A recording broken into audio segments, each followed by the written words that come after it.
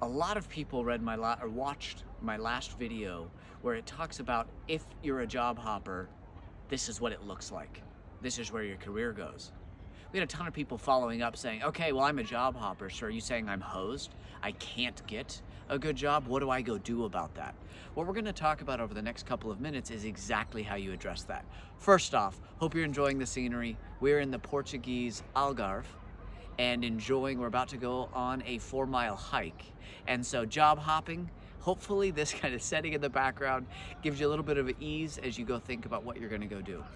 The first thing you need to go in and understand as you look at your job hopping career, job hopping defined as you are transitioning jobs more often than every 2 years. And so what we see is a lot of individuals between every 6 and every 18 months switching companies. The opposite of that, about every 18 months earning a promotion within the same company and averaging 2 promotions per company. So over 3 years, you've earned at least 2 promotions. There's a couple data points that I think are important, but the most important one that you understand, it takes about 18 months for the average SaaS or hardware company to be profitable based on your hire. There are a lot of expenses that go up front, from recruiting costs, which can cost as much as 25 to 30% of your total cost, taxes, which range to about 20% of your total cost, your salary, your benefits, all those other things. The benefits alone can add another 15 to 18%. So what happens is when most companies hire a salesperson or a sales leader, it's about 18 months before they break even. Every time you leave more often than 18 months, most likely that company lost money in the hiring decision for you, even if you were hitting your ramp quotas. So you need to remember that. The thing that I want you to go in and do for step 1, as you've thought about all of this, is to go and reflect. Number 1 purpose of getting really good at a company and earning promotions and working in a job is to get good. Most job hoppers, they chase additional compensation. They don't actually get good at what they were doing. So reflect, the job that you are looking for, if a top company in SaaS or hardware or tech in any space were to interview you and know your true skills, would they say, empirically, you are a top quartile in that job?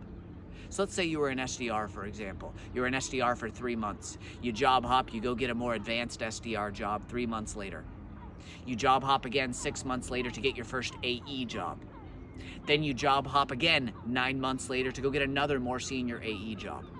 If you're interviewing for senior AE jobs after that story, most likely you never even learned the skills on how to pipeline generate that you were supposed to while being an SDR.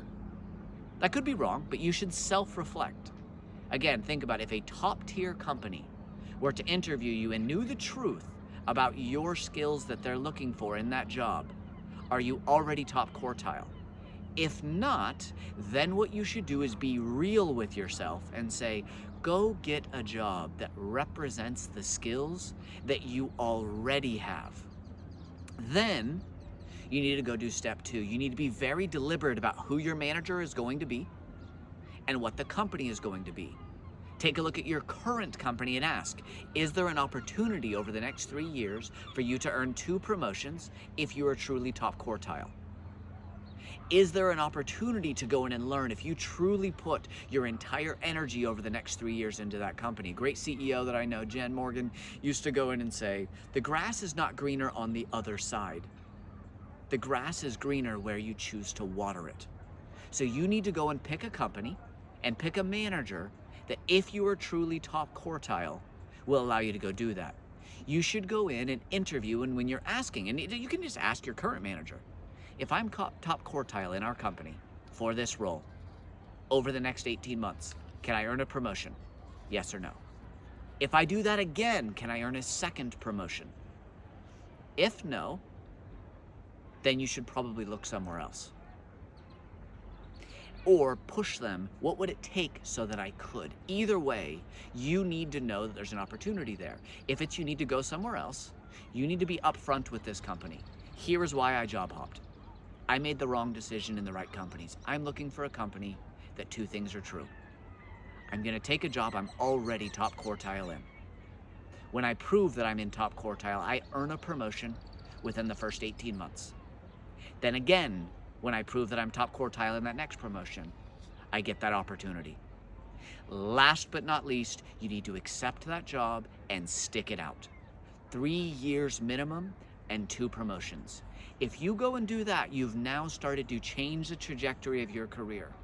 If you can do that over 6 years, 4 promotions, no more than 2 companies, over 6 years, by picking deliberately, you've got to win, and that's how you can overcome job hopping. It's a long journey. It's worth taking.